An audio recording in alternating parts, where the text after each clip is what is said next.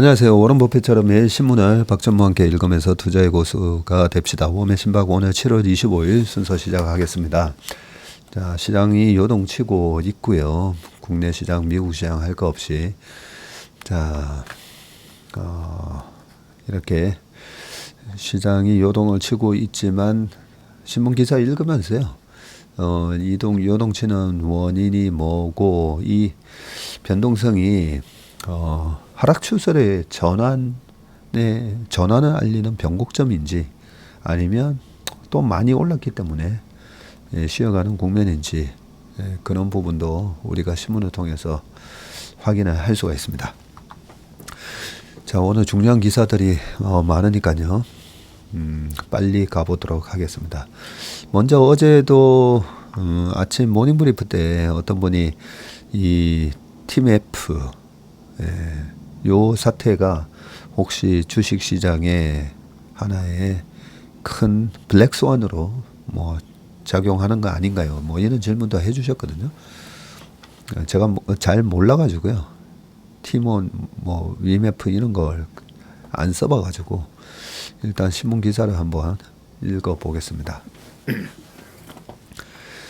자, TMF 판매 대금 돌려막기 사태 결국 지급 불능 치닫나 자금난에 무너진 플랫폼 신뢰 셀러 고객 이탈로 거래에 급감을 하고 자기 자본도 받아 돈도 못 빌려 남은 정상금 갚기가 사실상 불가능. 깜깜이 정산 시스템도 문제. 정상금 최대 2달까지 보관 가능. 되어 있고요. 온라인 쇼핑몰 티몬과 위메프의 판매자 셀러 정산 지연 사태가 확산하면서 두 회사가 지금 지급 불능 상태에 빠질 수 있다는 우려가 커지고 있다. 셀러뿐만 아니라 이용자도 대거 이탈해 거래액이 급격히 감소하고 있기 때문인데 티몬과 위메프는 대규모 누적 적자로 인한 자본 잠식 상태여서 거래액이 줄면 정상금을 갚는 게 사실상 불가능해진다고 유통 전문가들은 우려한다. 티몬에서 벌어진 정상금 지연 사태는 대부분 지난 5월 판매분과 관련된 것인데 티몬은 자사 앱과 홈페이지에서 물건이 팔리면 그달 말일 기준 40일 이내에 이 셀러들에게 정산을 해주고 있군요. 5월 티몬에서 팔린 상품은 그달 말일 기준 40일이 지난 7월 10일 정산기일인데 5월 1일 판매했을 경우 최대 70일 가까이 정상금을 티몬이 보유하고 있다가 수수료를 일부 떼고 셀러들에게 지급하는 셈이네요. 이 시차를 가지고 돈놀이를 할 수 있는 구조다, 그죠? 네. 티몬에서 물건이 팔렸으면 이 돈이 들어왔을 거고 바이어로부터 돈이 들어왔을 거고 그 돈을 갖고 있다가 40일 정도 지났을 때 주니까 그 사이에 쥐고 있었던 그 돈을 고금리 상품이나 이런 거에 예금만 해놔도 돈놀이로 굴러가는 그런 구조였나 봅니다. 이 보험사도 그렇잖아요. 보험금 쭉 받았다가 실질적으로 보험 지급금을 줘야 되는 상황은 랜덤하게 막 터지니까 그 사이에 보험사들이 가지고 있는 돈을 가지고 주식 투자든 채권 투자든 해서 거기서 이익을 내는 구조인데 자, 위메프는 상품을 판매한 달의 말일 기준 2달 후에 7일 정산하고요. 4월 판매분은 7월 7일이 정산기일이었고 위메프에서 먼저 문제가 터지고 티몬으로 확산한 것도 이 같은 정산 시스템에서 비롯됐다고 합니다. 티몬 위메프가 대규모 적자에도 불구하고 사업을 확장할 수 있었던 것도 이런 정산 시스템 덕분인데 매월 거래액을 늘리기만 하면 적자가 아무리 많이 나도 정상금을 다 막을 수 있죠. 약간 이 피라미딩, 피라미딩? 약간 이게 폰지하고 좀 비슷하게 예, 뒤에서 들어온 돈으로 앞에서 결제해야 되는 돈을 계속 메꿔주면 계속 거래만 늘어나면 예, 앞에 결제 금액을 다 메꿔줄 수 있는데 뒤에 거래가 줄어들었을 때는 이게 한 방에 무너지는 구조네요 보니까. 물론 그동안에 이 두 회사가 돈을 많이 벌어가지고 예, 돈이 넉넉하면 일시적으로 거래가 급감하더라도 예, 가지고 있는 돈으로 또 정산해주고 하면 되는데 자본 잠식으로 돈이 바닥이 난 상황이라서 그렇군요. 자, 문제는 정산금을 다른 데 썼거나 판매액이 감소해 자금이 부족해질 때다. 이 경우 부족한 정산금을 자기 자본으로 메우는 게 우선이다. 여기 쭉 나오네요. 타인 자본을 빌려서 쓸 수도 있고 은행한테 빌려가지고 우리 또 다른 물품 대금이 곧 들어오니까 지금 당장 좀 며칠만 빌려줘 이렇게 돈을 땡길 수도 있었는데 티몬 UMF는 이 모두가 쉽지 않았다고 합니다. 자본 잠식으로 자기 자본은 바닥났고 금융사 등 그 외부 자금은 끌어다 쓰는 게 사실상 불가능했고 결국 이번 정상금 지연 문제를 해결하기 위해서 모기업 Q10이 자금을 지원하거나 Q10의 대주주인 구영배 대표가 자금을 출연해야 하는 상황이었다. 자, 유통업계 티몬 UMF뿐만 아니라 모기업 Q10도 위태롭다는 얘기가 공공연하게 나오는데 정산 지연 사태의 시발점이 Q10이기 때문이다. 티몬 관계자들과 셀러들에 따르면 Q10에서는 작년 말부터 정산 지연이 빈번하게 발생을 했고요. 이때마다 Q10은 셀러를 관리하는 상품 기획자 MD를 통해서 가이드라인을 주고 시간을 끌었다고 합니다. 큰 문제가 되지 않은 것은 Q10 본사가 싱가포르에 있다고요? 그리고 판매자 상당수는 한국 업체였기 때문이다. 티몬 UMF에 비해서 지연 정산금도 상대적으로 적었다고 합니다. 자, 이런 상황에서 Q10이 지난 2월 미국 유력 이커머스 위시 인수에 나서자 셀러들의 반발이 컸다. 셀러들로서는 정산금도 제때 못 받는데 대규모 현금이 Q10에서 빠져나가는 게 달갑지 않아서고요. Q10은 위시 인수에 약 2,300억 원을 투입한 것으로 알려졌고요. 셀러들은 자신들의 정산금이 인수합병 자금으로 쓰인 것은 아닌지 의구심을 보이고 있다고 합니다. Q10을 이끌고 있는 구영배 대표도 보관은 있었다. Q10의 물류자회사 Q익스프레스를 미국 나스닥에 상장해서 자금 문제를 단번에 해결하는 것인데 Q익스프레스는 Q10 그룹의 해외 직구 물량을 전담하고 있어서 안정적으로 매출을 늘리는 게 가능했고 Q익스프레스 상장 작업이 지연되면서 결국 유동성 문제가 터진 거 아닌가 이런 얘기가 있다고 합니다. 티몬 UMF 임직원들 사이에서는 서비스 종료가 임박했다는 말까지 나오고 있고요. MD를 중심으로 상당수 직원이 이탈을 했는데 일부 상품은 티몬 UMF에서 구매 취소를 완료했고 소비자가 배송받은 것으로 확인됐다고 합니다. 회사 경영과 관리가 총체적 부실에 빠졌다는 의미다. 네. 자, 2016년, 17년 요때 요 UMF랑 티몬 관련해서 제가 좀 한번 알아본 적이 있었는데 그때부터도 이미 쿠팡하고 여러 이 이커머스 업체들하고의 경쟁이 심화되면서 이 두 회사가 좀 어려워지겠다라는 생각을 했었거든요. 티몬 UMF 실적이라고 이 위에 표가 나오는데 UMF는 23년에 매출이 1,385개 영업이익 1,020억 적자입니다. 1,020억 적자.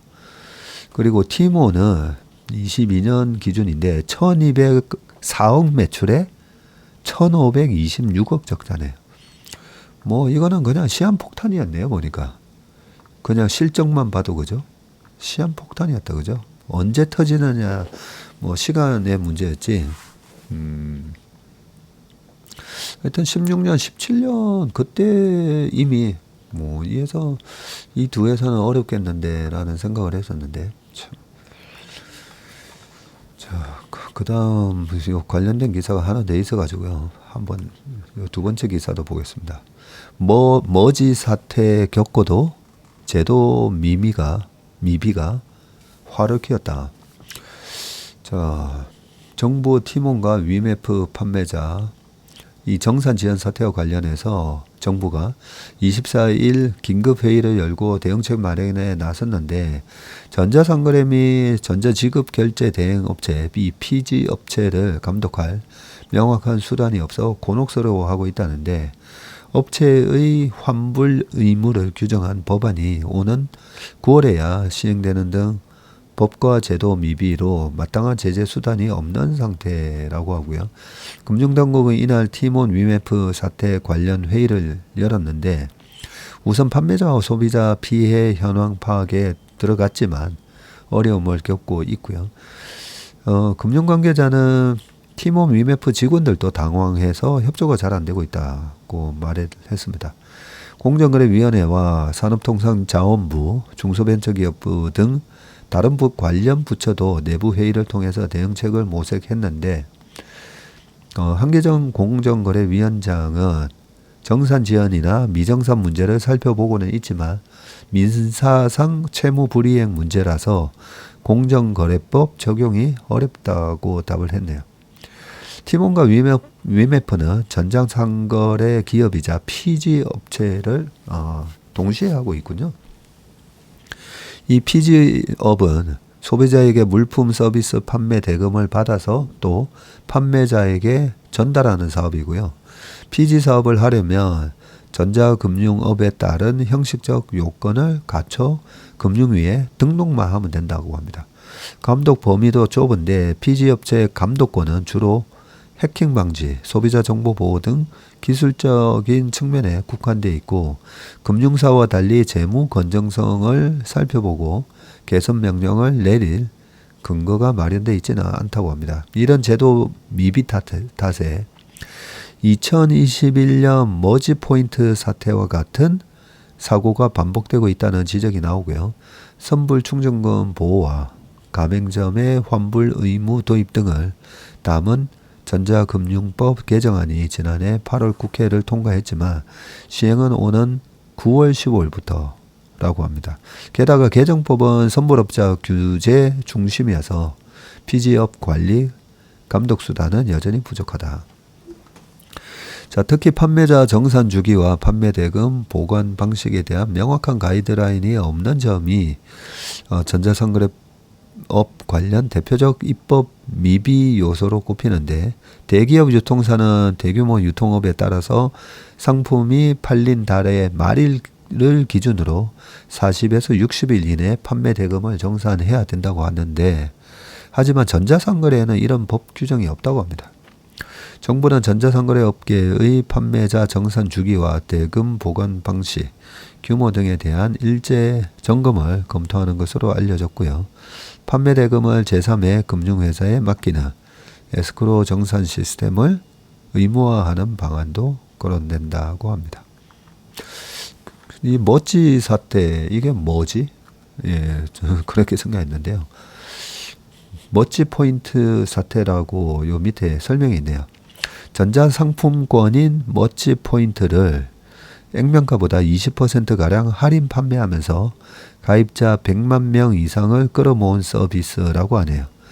21년 8월 갑자기 사용처를 대폭 축소하고 환불을 미루면서 200억 원 넘는 피해가 발생했다고 합니다. 아직 환불받지 못한 피해자가 상당수라고 합니다. 우리가 일간지 일면에 한 번씩 보면 어디 속초, 어디 수익형 호텔, 연수익률 12% 보장 이런 식으로 한 번씩 뜨잖아요. 지금은 금리가 5%인데 금리 수준이 뭐 2%, 1% 이럴 때 막 연 12% 보장 이러면 되게 혹하잖아요. 근데 그런 거 볼 때마다 야, 이렇게 연 12% 보장을 할 수 있을 정도 수익이 나오면 그 저금리에 돈 땡겨가지고 하면 되잖아요. 본인들이. 근데 본인들이 하면 되는데 왜 신문에다가 그렇게 대대적인 광고를 하면서 이거 하라고 그러겠습니까? 그죠? 그래서 아예 쳐다도 안 봅니다. 그런 거 있으면. 20% 가량 할인 판매 이 멋지 포인트 뭐 대충 알겠네요. 우리가 뭐 저도 요 신발 요 앞에 건널목에 있는 트럭에서 구두 하나 금강재화 구두 이거 얼마 줬더라? 6만 원, 5만 원? 뭐 그거 되게 싸게 샀는데요. 근데 예전에 보면 금강재화 상품권 뭐 이런 거 보면 막 50% 할인 이러잖아요. 그래서 백화점이나 이런 데 가서 제 돈 주면 제 가격에 사면 바보다고 뭐 그랬었는데 실제로 그렇게 회사가 지금 금강재화가 어떤 상태인지 모르겠는데요. 회사가 유동성이 조금 어려워지면 막 이래 상품권을 할인해서 막 이렇게 팔게 되고 그러면 이제 돈을 일단 땡겨서 유동성을 메꾸게 되는데 결국은 나중에는 그렇게 싸게 팔았던 그 상품권을 갖고 물건을 사러 왔을 때 그 물건에 대해서 저마진에 물건을 팔아야 되잖아요. 이게 하나의 이제 악순환이 되는 거죠. 동네 헬스클럽도 마찬가지죠. 헬스클럽이 망하기 전에 나타나는 현상이 1년 회비가 말도 안 되는 가격에 나옵니다. 막 이제 동네에서 찌라시나 넣어주잖아요. 길 가다 보면 야 이렇게 싼 가격에 하나. 근데 그게 그러고 망하는 경우가 되게 많잖아요. 그래서 너무 우리가 주식 시장을 제가 좋아하는 이유는 주식 시장에는 이래 보다 보면 야 이렇게 말도 안 되는 가격에 우량주를 우량주 기준입니다. 이 잡주 싸다고 잡주 함부로 하면 안 된다 했잖아요. 잘못하면 상폐당합니다. 근데 우량 기업이 한 번씩 보면 뭐 이런저런 이유로 대박연 세일을 할 때 근데 그 대박연 세일을 하는 이유가 이제 좀 명확해야 되는데 코로나 때라든지 아니면 제롬 파월 의장이 금리를 급격하게 올리면서 엄청난 공포감을 야기시키면서 주가가 급락을 했을 때 그럴 때 이제 뭐 줍줍할 수 있는 기회가 있기 때문에 주식시장에서 저는 이 아주 디스카운트돼서 거래되는 주식 사는 걸 아주 재미있습니다. 그리고 한번 잘 생각해 보시면 10,000원이었던 주가가 5,000원 갔다가 과거에 저 회사는 보면 항상 우상향하면서 결국은 전고점 뚫는다는 그 확신만 있으면 10,000원에서 5,000원 가게 되면 되게 뭐 그 난리 나잖아요.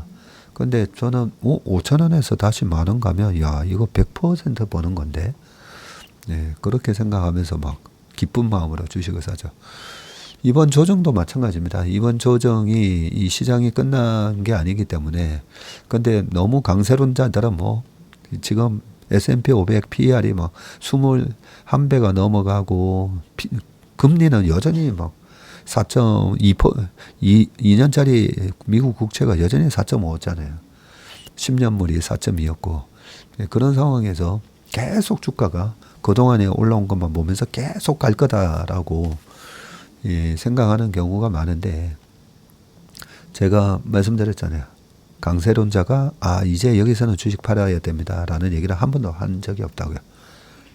마찬가지로 늘 비관론자는 이 정도면 이제 주식 사도 됩니다라는 얘기를 또 한 적이 없습니다. 아무리 시장에 많이 빠져서 이 정도면 완전히 그냥 대박인 세이다 싶을 때도 그래서 너무 시장에서 극단적인 강세론자, 극단적인 비관론자는 이렇게 좀 제외하고 근데 제외하고 그렇게 시장이 비쌀 때 비싸고 쌀 때는 싸다라고 이렇게 얘기해 주는 사람이 제가 보니까 거의 없네요. 보니까 아니다 있다. 우리 윤주호 센터장님 네, 윤지호 센터장님이 그나마 네, 무릎에서 살아 그러고 저보다 조금 빨라요.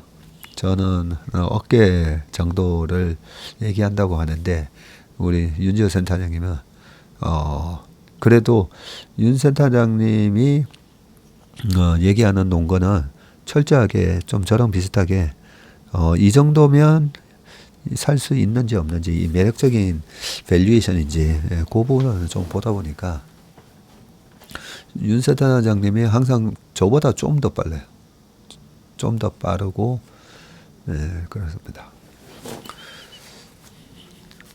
자, 말이 좀 샜는데요. 네, 주식시장에서는 이 사람들의 공포심과 욕심, 탐욕, 그리고 레버리지 포지션 때문에 주식이 아주 이렇게 싸게 살 수 있는 기회를 많이 주기 때문에 엉뚱한 데 가서 이런 거 뭐 멋지 포인트 뭐 막 되게 와 이런 게 있나 공짜 점심 같아 보이는 거 예, 이런 거에 유혹에 빠지지 마시고요. 예, 주식 공부 열심히 하시면 그게 훨씬 낫습니다. 주식으로 돈 벌으셔가지고 네, 좋은 거 제값 주고 예, 사 드시면 좋을 것 같습니다. 자, 세 번째 기사를 보겠습니다.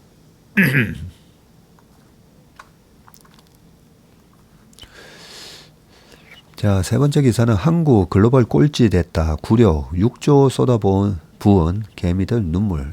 네. 자, 싸 보이는데 싸지 않는 주식들이 많죠. 자, 동학개미의 눈물. 상반기 수익률 20개국 중 19위. 개미 6조 쏟아부은 코스닥 글로벌 왕따.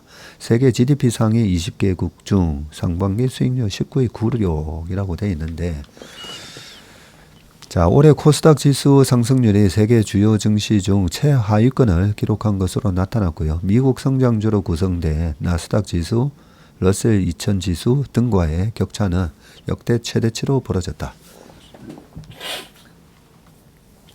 20년 가까이 박스권에 갇혀 있는 한국 대표 성장주 시장의 현주소다. 주요국 중 최하위권 기록한 코스닥 시장 수익률이라고 하면서 우리보다 못한 데가 20개 중에서 20위가 멕시코 마이너스 6.46. 네, 코스닥 마이너스 5.71. 오늘 멕시코 제꼈겠는데요. 오늘 코스닥이 연초 이후로 얼마 빠졌나 볼까요? 제가 올해 지난 저희 채슬리 TV에 올려놓은 영상 보시면 나옵니다. 네, 8월에서 10월 사이에 우리 이 코스닥이 올해 저점을 갱신할 수 있다라고 하면서 10% 이상 조정을 얘기를 했었는데요. 올해 지금 현재 8.29% 빠졌네요. 794포인트면 8.29% 멕시코 제꼈네요. 코스닥의 10년 이평선 지난번에 22년도에 장이 폭락했을 때는 또 제가 이 10년 이평선을 가지고 와서 말씀 많이 드렸었죠. 그죠? 우리나라 코스피나 우리나라 코스닥. 그때 코스닥의 10년 이평선이 718이었는데 618까지 빠졌었거든요. 네, 그리고 작년에 코스닥이 956까지 올라갑니다. 작년에 41% 7월이었나 4월인가 그때 올랐었고 그죠?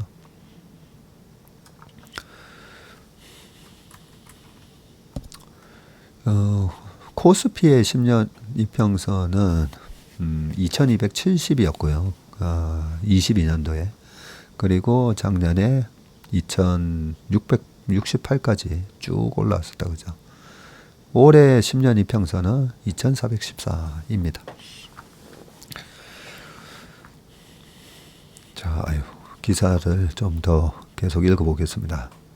자, 몸집만 불어난 코스닥 시장인데 1996년에 코스닥 시장에 출범을 했고요. 96년도에 요때 주가지수 선물 시장도 아마 요때 개설됐을 겁니다. 자, 그때 당시에는 상장사 수가 341개였고요. 시총이 겨우 7.6조였다가 이 나스닥 버블이 한창 피크일 때 2000년도에 1198, 시가총액은 와 440조까지 됐었네요. 네, 지수가 그때 2925까지 갔다가 지금은 24년 상장사 수가 1739개, 시총은 400조, 396조입니다.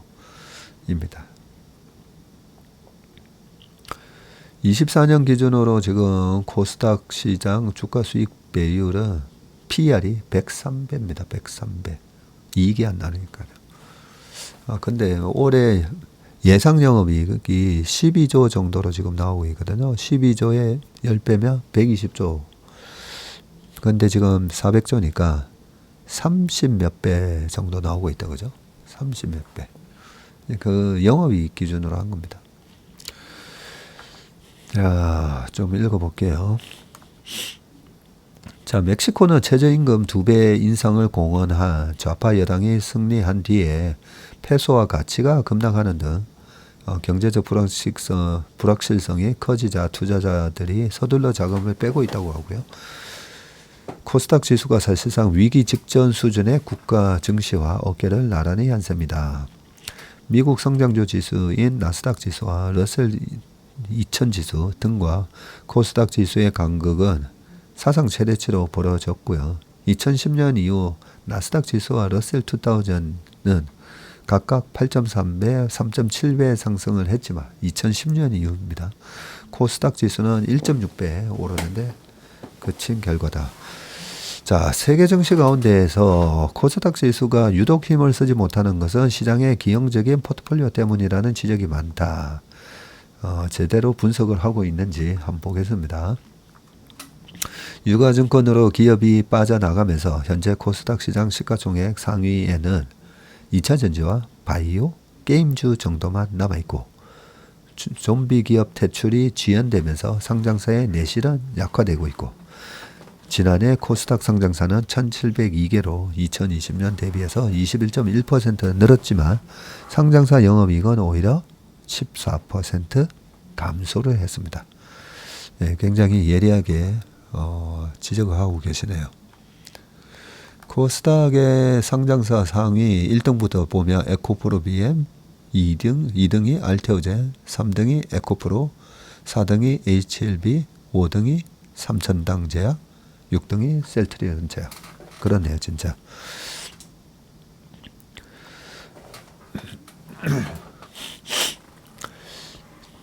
자, 코스닥 시장 상장사인 금형기업 A사는, 금형을 만드는 A사는 오늘 일가가 배임 행위로 실형을 받으면서 2019년 주식 거래가 정지가 됐고요. 22년 한국거래소는 3년 넘게 거래 정지 상태로 있던 A기업의 상장을 유지하는 결정을 내렸네요. 거래 재개 이후 A기업 주가는 바닥을 끼고 있고 지난해 영업이익이 59억 원으로 전년 150억 대비 3분의 1 토막 나는 등 실적도 부진했다. 그래도 뭐 이익이 나나 보네요. 자, 글로벌 증시 가운데 코스닥 시장이 유독 길을 못 펴고 있는 건 부실 기업이 제때 퇴출당하지 못해 코스닥 시장 건전성이 크게 훼손됐기 때문이라는 지적이 나온다. 시가총액 상위 기업이 2차 전지주 바이오로만 구성된 기형적 포트폴리오도 지수로 누르는 요인이라는 분석이 나오고 있고, 자, 정체성 없는 시장. 이날 거래소 등에 따르면 코스닥 지수는 올해 5.7%, 좀 전에 이제 8% 넘게 빠졌습니다. 세계 주요 증시 중 올해 마이너스를 기록한 곳은 코스닥과 멕시코 지수 두 곳밖에 없는데, 코스닥 지수가 크게 하락한 것도 2차전지 업황이 부진하면서 주가가 급락한 영향이 크고, 최근 세계 주요 증시가 AI 주도 랠리를 펼치고 코스피 지수는 밸류업 정책이 부각되면서 관련 기업들이 떴지만 코스닥 지수나 AI 수에도 밸류업 혜택도 누리지 못했다. 사실상 2차전지 업황에 따라 지수가 좌지우지됐기 때문이다. 우량 기업이 이전 상장을 거듭하면서 코스닥 시장 주가 수익 비율은 103배까지 치솟은 상태이고 2차전지 관련 기업의 순이익이 크게 줄어든 데다가 바이오 제약 등 현재 이익을 내지 못하는 기업의 비중이 커지고 있기 때문이다. FM 가이드에 따르면 지난해 코스닥 상장사 영업이익은 지난해요. 11조 나왔습니다. 11조. 2021년에는 18조 5,500억보다 40%가량 급감을 했고요. 올해도 보면 올 초에 보면 한 18조 정도 나올 걸로 처음에는 예상치였다가 지금 계속 이익이 하향 조정되면서 12조 얼마 나오겠다라고 돼 있거든요. 근데 3분기, 4분기에 또 전망치가 되게 아주 장밋빛으로 또 전망이 좀 돼 있긴 합니다. 그래서 이게 모멘텀이 지금은 고금리 상황에서 진행되고 있는 실적 장세라고 말씀을 드렸잖아요. 실적 장세인데 예상했던 실적이 안 나오면서 계속 이익이 줄어드니까 주가가 빠질 수밖에 없죠. 한 증권업계 관계자는 기술주 중심 시장을 만들겠다는 애초 취지가 퇴색된 지 오래고 현재 코스닥 시장은 한국 중소기업 상장사 모임 수준이라고 지적을 했습니다. 자, 부실기업 퇴출이 지연되면서 몸집만 커지는 상황도 지수가 쉽사리 반등하지 못하는 원인으로 꼽히는데 이 1996년에 출범 당시에 341개이던 코스닥 시장이 지금은 1739개, 5배 불었고요. 시총이 400조인데 지수가 2925선까지 급등을 했었던 2000년 닷컴 버블 당시와 맞먹지만 그때 440조였네요. 지수는 3분의 1 토막 난 상태다. 근데 너무 옛날 거랑 비교할 필요가 없고요. 상장사는 늘어났지만 시장의 내실은 오히려 부실해졌고 FM 가이드에 따르면 바이오 제약 관련 기업을 제외하고요. 2019년부터 23년 5년 연속 영업 적자가 난 기업은 172개에 달한다고 합니다. 전체 상장사의 10%가 5년 연속 영업 적자가 난 기업이네요. 코스닥에. 투자할 종목이 적다 보니 지난 23일 기준 하루 거래액이 1억 원도 채 되지 않는 기업이 563개나 있고요. 주가가 1,000원도 되지 않는 소위 동전주도 전체 상장사의 8.7% 153개나 되고 있다고 합니다. 야, 그러면 유동성 제외하고 영업 적자 5년 연속 적자 난 거 제외하고 1,000원도 되지 않는 주식도 제외하고 근데 중복되는 것도 있을 거다, 그죠?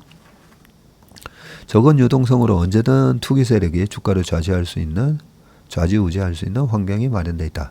자, 상황이 이렇지만 2022년 거래소는 오히려 상장 폐지 요건을 완화했고요. 5년 연속 영업 손실을 기록한 기업은 상장 폐지 실질 심사를 받아야 했지만 관련 규정을 바꾸면서 투자주의 환기 종목으로 지정되는 데 그치고 있고 첫 상장 폐지 무효 판결이 나온 이른바 2020년 간만우 사태 이후 거래소가 좀비 기업 퇴출을 결정할 때 지나치게 소극적으로 변했다는 지적도 나옵니다. 지적도 제기된다. 김학균 신영증권 리서치센터장은 바닥 상태인 코스닥 시장 평판이 시장의 가장 큰 리스크 요인이라면서 상장 문턱을 높이고 퇴출을 용이하게 해서 시장 건전성을 되살리는 게 급선무라고 했네요. 심성미 기자님이신데 아주 기사를 잘 적어주셨는데 자, 여기서 우리가 잘 보셔야 될 게 코스닥이 작년에 41% 올랐었다 했잖아요. 홀수해하고 짝수에 이 확실한 그 퀀터상의 계절성이 있는 겁니다. 작년에 굉장히 작년 초에 시장이 비관적이었지만 큰 폭으로 코스닥을 비롯해서 올랐었고요. 홀수의 코스닥에 대한 시장 전망 해가지고 제가 홀수의 코스닥으로 돈을 벌고 짝수에는 지켜라 라고 올해 뭐 내내 말씀드렸고요.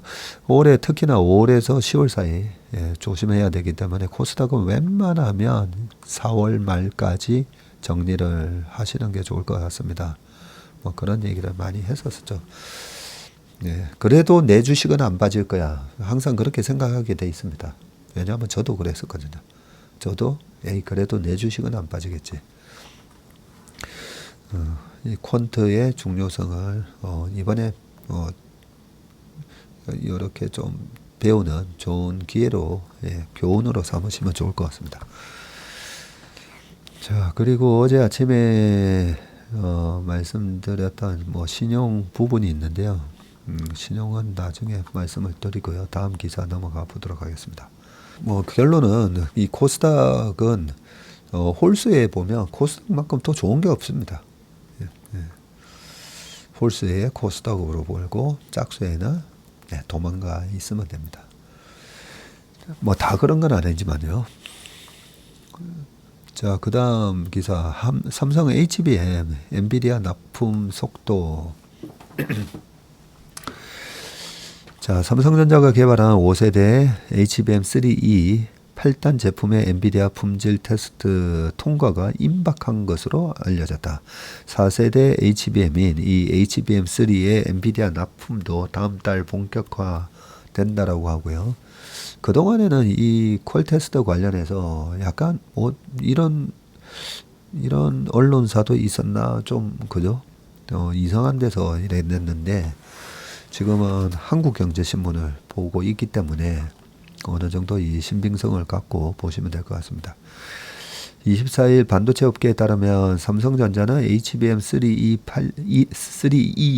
8단하고 12단 제품과 관련해서 엔비디아의 품질 테스트를 받고 있고, 이 중 8단 제품은 이르면 다음 달 엔비디아의 최종 승인을 받을 것으로 알려졌는데, HBM3E 단품 칩 성능에 대한 엔비디아 품질 테스트는 이미 통과했다. 엔비디아의 GPU에 삼성의 HBM3E를 패키징했을 때의 성능을 테스트받고 있다는 얘기가 돌았다. 지난번에도 이 퀄 통과를 못했다고, 그때 6월 언제였었죠? 경계연 사장님 이거 경질되기 전에, 그때 또 보면 TSMC에서 패키징을 하는 TSMC에서 이걸로는 안 된다 이랬다고 하잖아요, 그죠? 반도체 업계는 삼성이 HBM3E 8단 품질 테스트 통과에 구분응선을 넘은 것으로 파악하고 있고, 전자는 작년 말부터 HBM3E 전담 TF를 조직할 정도로 엔비디아 납품에 공을 들였고요. 엔비디아도 최신 AI 가속기 블랙웰 시리즈를 원활하게 공급하기 위해서 SK 하이닉스 외에 또 다른 HBM 납품 업체가 필요한 상황이고요. 엔비디아가 블랙웰 공급량을 25% 늘릴 것이라는 외신 보도도 전자의 HBM3E 공급 기대를 높이는데 한몫했다. 전자가 지난 2분기에 HBM3 8단 제품의 엔비디아 품질 테스트를 통과한 것도 긍정적인 요인으로 평가되는데, 본격적인 납품은 다음 달 시작될 것으로 알려졌고, 산업계 관계자는 삼성전자 HBM3E 납품과 관련해 긍정적인 신호가 계속 나오고 있다라고 분석했다라고 합니다. 오늘 아침에 저희 모닝 브리프에서 이 삼성전자의 HBM3 요게 엔비디아에서 만드는 여러 가지 제품이 있잖아요. H100도 있고 H200, 이번에 이제 블랙웰로 가면서 B100 이렇게 넘어가는데, 중국으로 팔면 안 되는 고사양 제품 말고 AI 가속기 중에 약간 저사양 요런 데로는 이 삼성전자의 HBM3를 장착해서 내보낼 거다. 뭐 요런 기사도 오늘 아침에 본 것 같습니다. 자,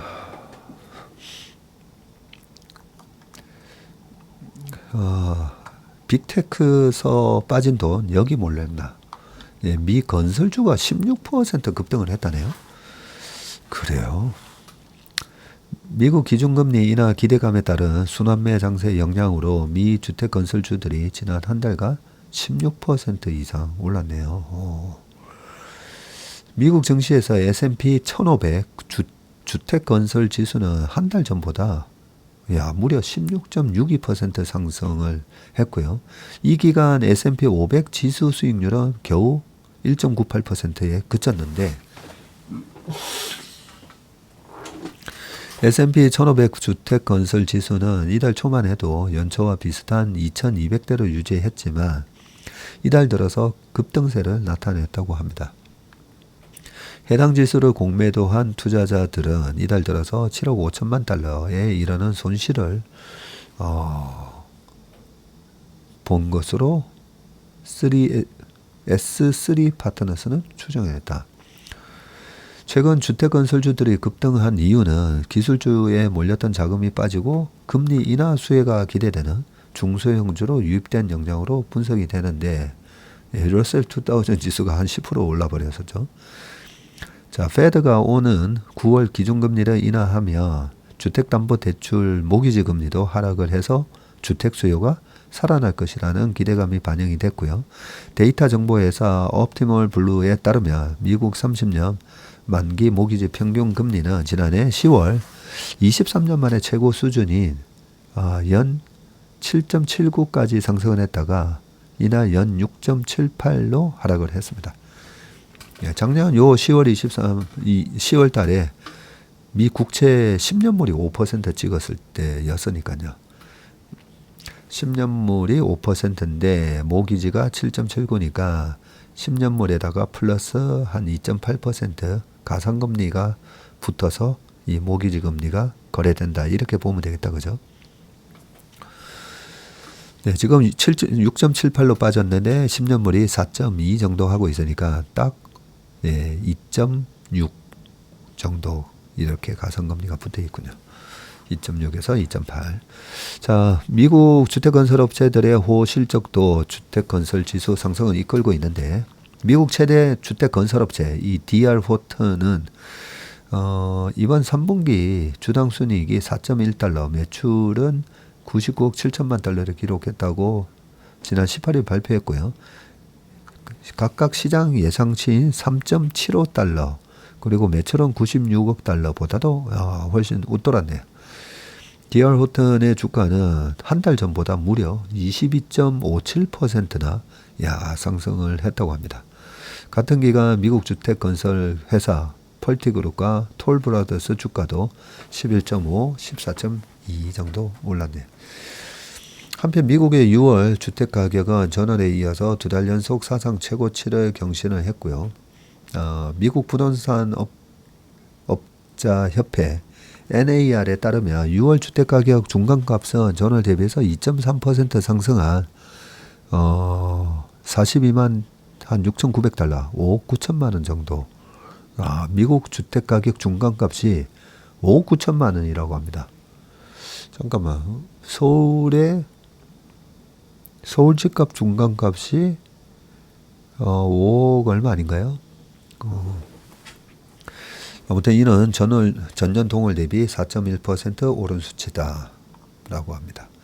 자, 요 기사가 되게 중요한 기사입니다. 주택 건설 지수, 요 지수를 장기 차트를 저는 한번 찾아볼 거고요. 이 주택 건설 지수가 이렇게 우상향하고 건설업 주가가 이렇게 올라가는데 시장이 폭락장이 오는가? 2008년 금융위기 때는 벌써 2006년 하반기부터 이 건설 관련 지수들이 빠지기 시작했었어요. 그래서 2007년대에 우리나라 펀드 열풍이 불었을 때, 서브프라임 관련해서 이 건설회사 뿐만 아니라 이 모기지 업체들 막 주가가 폭락하고 있었거든요. 근데 우리는 펀드 열풍에 난리였었죠. 그거 보면서 미국발 IMF가 시작되는 것 같습니다. 그때 리포트를 만들어서 클라이언트들한테 보냈던 기억이 나는데 아무튼 S&P 1500 주택건설지수 한번 체크해 보시기 바라겠습니다. 시장이 폭락하지 않는다는 그런 어떤 확신이 있어야 이런 시장 조정에 눌림목에 과감하게 주식을 살 수 있거든요. 자, 마지막 기사입니다. 미국 경기 동향 풍량계 UPS 실적 부진의 역대 최대 급락. 자, 요거는 방금 건설하고 좀 다른 얘기라서 제가 글에 가져왔어요. 미국 경기 동향 풍향계라고 되어 있습니다. UPS. 영화에 자주 나오잖아요. 영화 무슨 갱단 영화라든지 아니면 이 브루스 윌리스가 나왔던 다이하드 이런 데 보면 꼭 이 악당들이 이 UPS 트럭을 딱 타고 나타나지 않습니까? 그죠? 자, 경기 동향 풍향계. 예. 경기 동향 풍향계로 불리는 미국 물류업체 UPS 주가가 역대 최대폭으로 급락을 했다고 하고요. 부진한 올 2분기 성적표가 공개된 데다 연간 실적 전망치마저 하향 조정되어서인데 UPS가 자사주 매입과 M&A 효과까지 강조하고 나섰지만 얼어붙은 투자 심리는 여전한 모습이다. 23일 뉴욕 증시에서 UPS 주가가 전거래일에 비해서 12%나 급락한 127달러에 장을 마쳤는데 지난해 7월 기록한 연중 최고치 192달러와 비교하면 연중 최고치 비교하면 약 35% 주저앉았다. 최고치 대비 뭐 35%. 이날 UPS의 주가는 1일 하락폭이 2006년 7월에 기록한 마이너스 10.3%를 넘어서며 역대 최대 낙폭을 보였다. 여기 좋은 거 하나 건졌네요. UPS 주가도 2006년 7월에 마이너스 10% 빠졌었네요. 2006년 딱 8월을 넘어서면서 그때 당시에 페드가 금리를 2004년 6월 달부터 17번을 올리는데요. 이 2006년 7월에 마지막 금리 인상을 한 걸로 제가 기억을 합니다. 그리고 동결 상태로 쭉 가거든요. 동결로 쭉 가다가 2007년 말에 서프라임 모기지 사태가 불거지는 것 같으니까 페드가 전격적으로 금리 인하를 단행하고 그 동결하는 기간 동안에 뭐 우리나라 지수도 막 난리 났었죠. 2006년 7월에 이 워닝 시그널을 UPS가 보냈었네요. 자, 그 이후로 처음이라고 하니까 잘 봐야 되겠다, 그죠? 자, 머켓워치는 4년 내 최저치로 급락을 해서 S&P 500 지수까지 끌어낼 정도였다고 전했고요. 자, 이날 발표된 UPS의 2분기 실적이 주가 급락의 배경이 됐는데 2분기 UPS 매출은 지난해 같은 기간에 비해서 1.1% 감소를 했고요. 시장 전망치를 밑돌았습니다. 순이익은 14억 1천만 달러에 그쳐서 작년 같은 기간에 20억 8천만 달러에 비해서 많이 줄었네요. 한 30% 줄었네요. 조정 후 주당 순이익도 2.54달러에서 29.5%나 급감한 1.79달러로 줄었군요. 자, 특히 미국 내 소포 배송 붐은 매출이 투자자들의 실망감을 키웠고 UPS의 미국 내 소포 배송 붐은 매출은 141억 2천만 달러로 지난해 같은 기간에 비해서 1.9% 줄었습니다. 품목당 수익률 역시 2.6% 쪼그라들었고요. UPS는 비용 관리 등을 통해 성장세로 돌아서겠다는 목표를 밝혔지만 시장 반응은 미지근했고 연내 5억 달러어치 자사주를 매입할 방침이라고 하면서 멕시코 배송업체에 에스타페타를 인수해서 멕시코 배송업체 에스타페타를 인수해서 올 3분기 영업이익을 두 자릿수대로 늘릴 거라고 했고요. 이와 관련해서 브랜든 오글렌스키 바클레이저 애널리스트는 시장 전망치를 밑도는 성적표가 투자자들에게 UPS 미래에 대한 확신을 제공하지 못하고 있다고 지적을 했다고 합니다. 근데 UPS는 제가 미국 MP 작업을 하다가 이 알리익스프레스나 여러 가지 아마존 등등을 보면서 아마존은 이제 자체 배송을 하잖아요. 그래서 미국에서 아마 1등은 미국 포스탈 그 우체국 소포가 1등인 걸로 알고 있고요. 그래서 아마존이나 알리익스프레스나 뭐 이런 것들 때문에 UPS는 앞으로 매출 성장이 좀 쉽지는 않겠다. 뭐 그런 생각을 하면서 MP에서 제외를 했었던 걸로 좀 기억이 나가지고요.